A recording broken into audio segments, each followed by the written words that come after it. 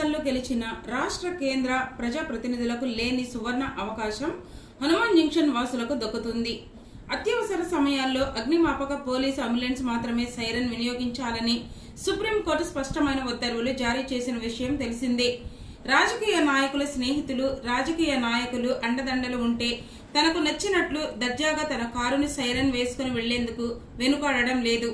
Supreme court నిబంధనలను తుంగలో తొక్కుతున్న వారిని ఆపేందుకు ప్రభుత్వ అధికారులు ఎటువంటి స్పెషల్ డ్రైవ్లు చేపట్టడం గాని, నిలుపుదల చేయడం గాని చేయకపోవడంతో పలువురు ఇష్టారాజ్యంగా రహదారులపై తమ దర్పాన్ని ప్రదర్శిస్తున్నారు.